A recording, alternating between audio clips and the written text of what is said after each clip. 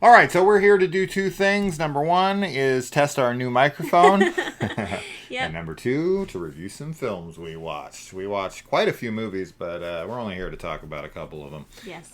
We've been busy watching a whole bunch of stuff, but Yeah. we got to some new horror, and we are going to tell you all about it. So let's start here with Amelia's Children. Now, this is a Portuguese film, but it is mostly in English, and it is about Americans going over to Portugal. Yes. So for anyone who's like opposed to a subtitled film, this is not a subtitled film. It has some, but mostly English. I'd be curious on how much of this sirens in the background will be picking up. So I'm going to be curious to hear that. Anyway, okay. So this is about a guy who has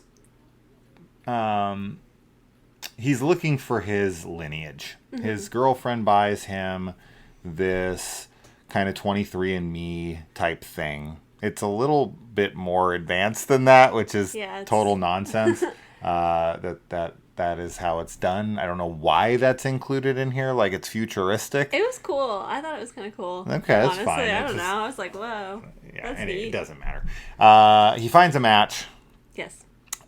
He finds he has a brother, and he has a mother. They live in Portugal, so he takes his girlfriend. They fly over to meet them, and of course, things don't go so wonderfully. They sure don't. Yeah. And I guess that's really all you need to know. We went into this blind, so I was happy to have done so. I liked the movie, mostly. I did. And Bridget Lundy Page? Payne. Sorry. I know her from Bill and Ted's Face the Music. She plays one of their daughters alongside of Samara Weaving. I know her from Atypical, and she's going to be one of the stars of the upcoming I Saw the TV Glow. Super excited for that one. So she's good in this. Here's something interesting. The main guy in this movie plays two different characters. He plays himself, and he plays, the main character, and then he plays his brother. Not himself, not the actor, sorry. He plays the main character and then the brother that they go out to meet because they're twins. Yeah. His performance as the lead, I thought, was pretty lacking and pretty lackluster, and actually is my biggest negative of the film. I find kind of all of his stuff to be underwhelming. Yeah. The focus of the film should be more on him, but for some reason it's more on his girlfriend. But here's the thing. I was thinking about it at that moment, being like, well, maybe they got into production and they didn't think his performance was going so well, so they maybe shifted the focus of the film more onto her because she has better range here. But he plays the brother in this as well. He does. And I thought he was great Yeah, I did as the too. brother. And I did too. there's something that people do when they act that always is like, there's certain like ways of speaking, like cadence or inflection or whatever.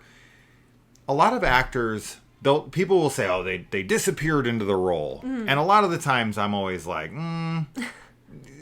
they felt like themselves acting as that person, right? And I can always see certain mannerisms, and I can always see certain traits and whatnot that kind of bleed through. These two characters that he plays in this do not feel like the same person to me. No, the way he moves his body, the way he like moves, like his hand gestures, the way he holds himself, the way like he speaks. They feel like completely totally different people. Yeah, I thought so too.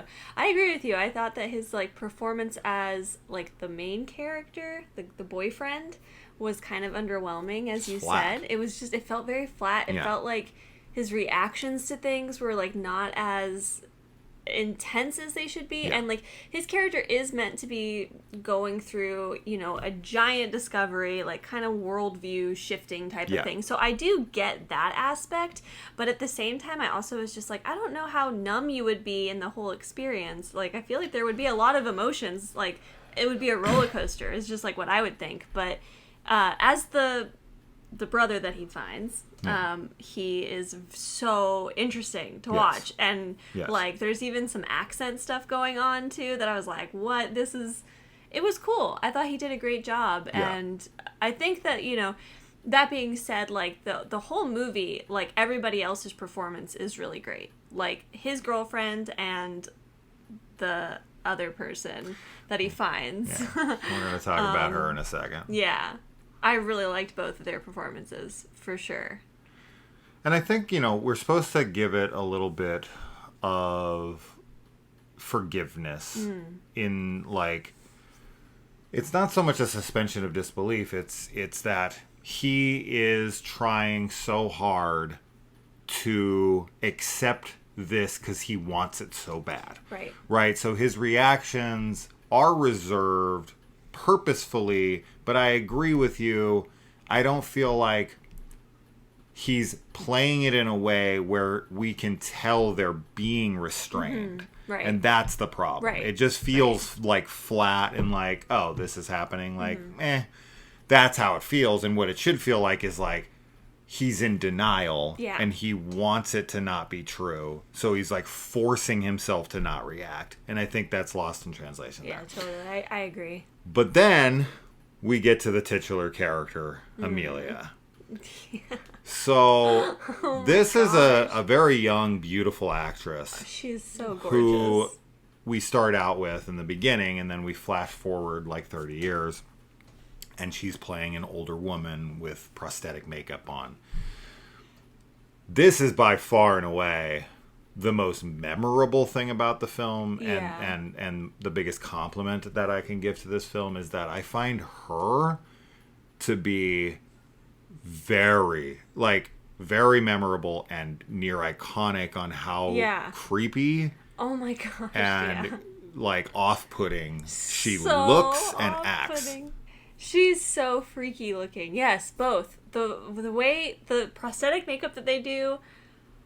Oh my god, like she looks like a totally different person. And she but she also looks like that person with this prosthetic make. It's really bizarre. Like it's a good, you know, mix of those, and her performance like really carried the whole film too. She was so off-putting. It's about the villains in this, right? Yes. The two leads are kind of whatever. I mean, I like the girl. I like yes. I forget Bridget's her name. Yes. her character's name is Riley. Yes, I like Riley. Yeah. I found Riley to be very relatable and like down to earth and really practical about everything. Yeah. So I really liked her character a lot.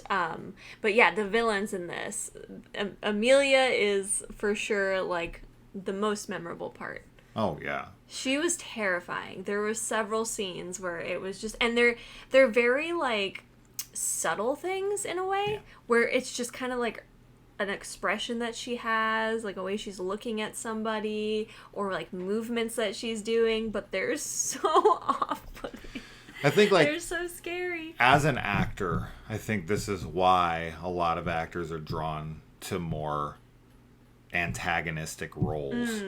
Because a movie like this is a perfect example of like, this is where the fun is. Sure. Right? Yeah. The brother and the mother have all the fun in the movie. And then the other two they're just kind of reacting. Yeah, they're just kind of reacting to the situation, and it doesn't look like they're having fun. Yeah. As where the other two are just like flamboyant and like, you know, just being absolutely over the top, and that's where the fun is. Right. But they don't do it in a way that it feels corny or cheesy. Right. I was just going to say that. It's really, they balance it very well. I was just thinking that, like, especially because of kind of like the accents and the setting and everything. I do think maybe some people might feel that it's corny just because, maybe. But I agree with you. I think it's balanced well. I don't think that it comes across that way. I think that this is a great example of like playing a like kind of wacky like weirdo freak character but like in a serious way where you're like, oh no, like they're legit, they're crazy. Amelia like, they're is insane. Off off-putting. Like, that's the word. So off-putting. It's so scary. There's so many scenes with her. And I just think it's so great. And it's so, like, the whole story, too, like, once you find out, like, what's happening and everything, like, it's messed up. Like, it's really messed up. Yeah. And gross and, like, nasty. And we both also, you, I think, noticed it first for sure. There's a lot of, like, kind of shining. Yeah, I was just going to say it. I don't know if homages, I mean, I guess homages, but just influences yes. And a couple scenes that definitely gave us, like, shining feels. Yeah. But that's not, The Shining has nothing to do with the story at all. It's just more about the kind of the vibe of certain shots. Yeah, the plot isn't anything like The Shining. No. But we have 3 scenes in particular that are very Shining-esque. 2 in the beginning, one to do with a bathroom, and another one with an overhead aerial shot, like the opening of The Shining, following the cars it's driving. And then one towards the end, and I think everyone will know what scene that is. Yeah. But yeah, we saw you. We saw you. Your Shining influences, whether you meant them to be there or not, are there. They're there. But overall, yeah, it's good. It's $6.99 right now to rent on any of the regular VOD places. I think it's worth it. Yeah, I think honestly. if you're into that, if you're into like the weird family heritage thing, and we do introduce an element very, very early on, so it's not a surprise where this heads. Yeah. They very much give the game away very quickly within like a minute or two.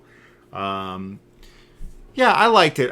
I'm not 100% sold on it, but I did quite like it, and I think that Amelia is going to be one of the most like recognizable and memorable villains of 2024 in the horror genre. Yeah, I agree. Yeah, I agree for sure. So yeah, let us know if you check it out. And I think it's worth it. Yeah, me too. Mm-hmm. Okay. All right. Let us know. All right. Bye.